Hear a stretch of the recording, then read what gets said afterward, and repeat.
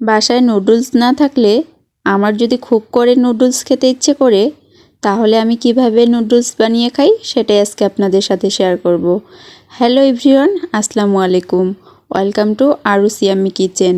Noodles বানানোর জন্য একটা বাটিতে 2 কাপ পরিমাণ ময়দা নিয়ে নিলাম হাফ চা চামচ লবণ।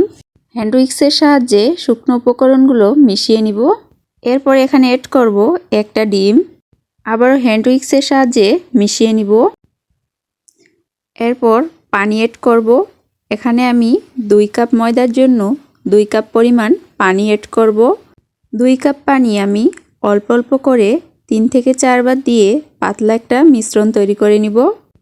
এখানে আমি ঠান্ডা পানি অ্যাড করেছি, গরম পানি অ্যাড করার কোনো প্রয়োজন নেই। ঠান্ডা পানি দিয়েই নুডলসের মিশ্রণটা পারফেক্ট হবে।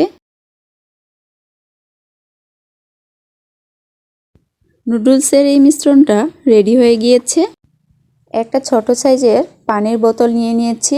বোতলের কাপ আমি আগে থেকেই ফুটো করে রেখেছি। এবার একটা ফানেলের সাহায্যে কিছুটা মিশ্রণ বোতলের মধ্যে ঢুকিয়ে নিব।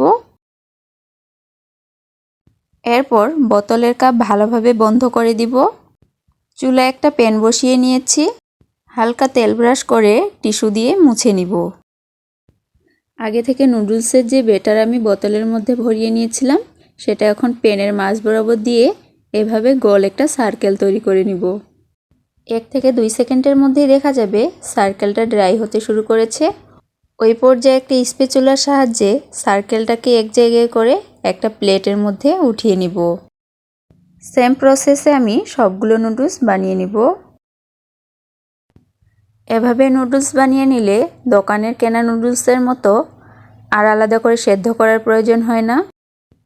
সবগুলো নুডলস আমার বানানো কমপ্লিট হয়ে গিয়েছে। দেখতেই পাচ্ছেন নুডলসটা কতটা ঝরঝরে হয়েছে।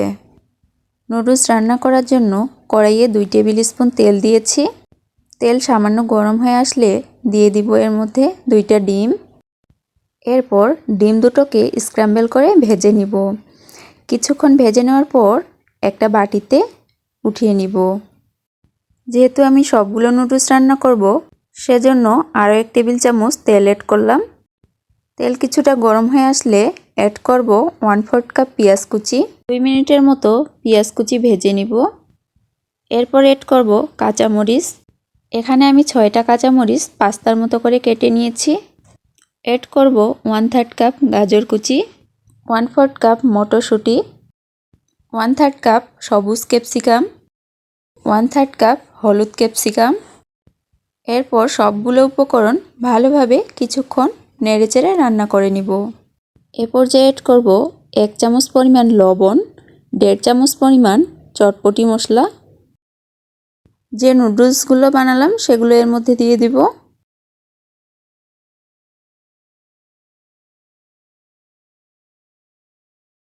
আগে থেকে ভেজে রাখা ডিমগুলো দিয়ে দিব।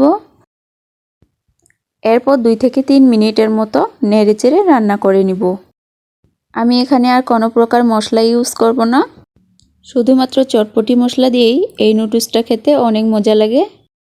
নুডলস রান্না আমার কমপ্লিট হয়ে গিয়েছে।